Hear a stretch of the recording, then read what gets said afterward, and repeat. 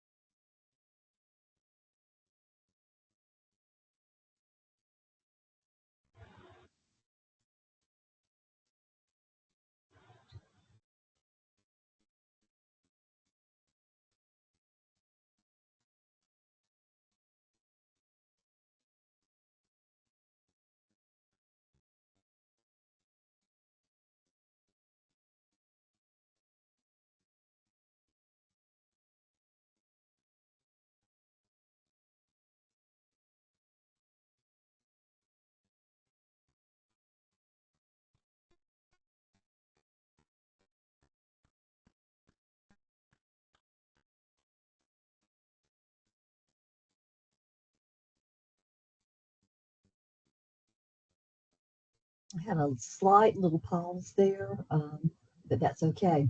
So when you are thinking about your study habits and how you learn information, it's more than just passively letting your eyes look at your notes, read your notes, go over your notes, go over your notes until you're sick of looking at your notes and you think you're ready for the test.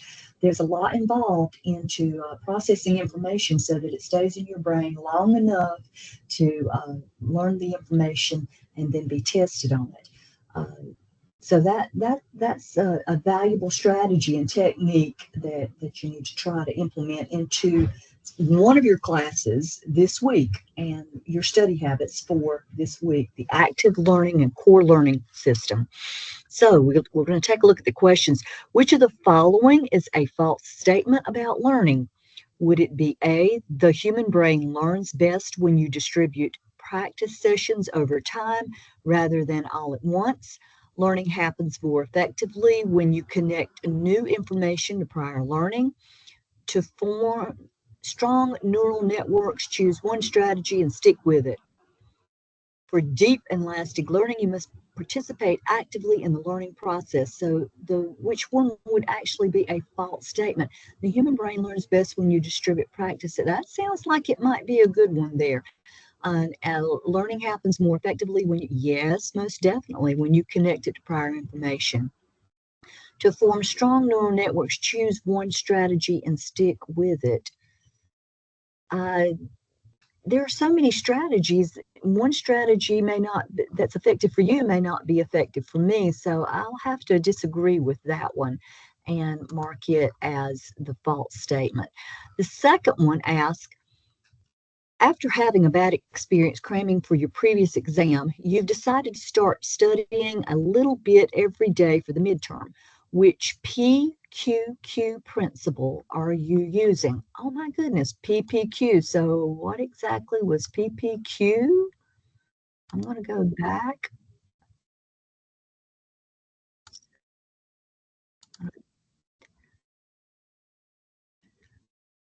And see if it'll pop up again.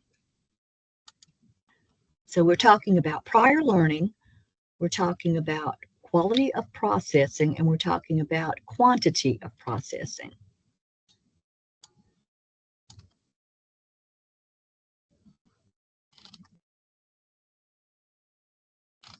So do you see what happened here, ladies and gentlemen? My questions disappeared. My questions disappeared. So I can't go back and look at what I need to do for this assignment. Do not make that mistake, because now all I can do is click submit answer, and chances are it's not going to show anything. So you're going to have to watch the video very carefully, take notes, and then answer the questions that you see that follow after that. I'm going to go back to the assignment again just to see if it will let me engage in the assignment. So you know that you cannot do that. You cannot do that. So we selected for number 1, we selected C. And then after having a bad experience for cramming, which PQQ principle are you using? Okay, I'm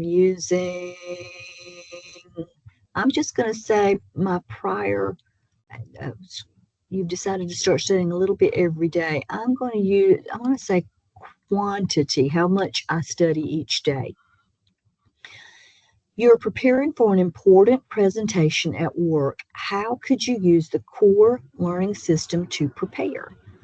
The core learning system would help me collect the information, organize it into an outline, practice out. That looks like it might be the right answer. Take slow and steady breaths, make an effort to be conscious, organize my speech. So now I'm ready to submit all of my answers. But I want you to bear in mind, if you go back to watch the video, your questions will disappear. And if you'll remember, I clicked on submit answer, but I wasn't ready to submit my answer. So I went back into Moodle, and that's probably what you'll have to do too as well. You'll go back into Moodle and you will click on the assignment again just to see if it will allow you another opportunity to do this. It's best to watch the video, take notes on the video, and then answer your 3 questions to the best of your ability. I'm going to click Submit Answers. And in this, you will see where it gives me all of my feedback. It lets me know if I've got the answer right or wrong. And we did all 3 of these correct. So I should have a score of a 100 that will show up in my grade book for MindTap. So if you haven't made an account with Cengage yet to access all of these activities, I encourage you to do so. Underneath the video are 3 journal entries. The first journal entry is going to ask you to adjust to your new environment. The second journal entry is to understand expectations. And then the third journal entry is going to ask you about your strengths as a college student. So many activities to get engaged in. We have until Monday. I would encourage you to take your time on this one, the all-course soft skills self-assessment.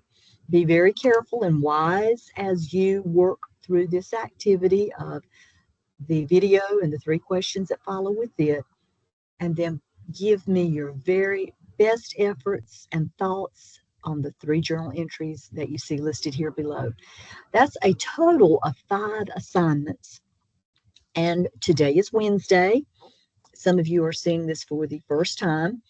So you'll want to make time each day or set aside time within the next few days to make sure that you're not doing all of this on Sunday night at 10:30 with just 30 minutes left before the deadline meets on Monday evening, not Sunday evening, but Monday evening.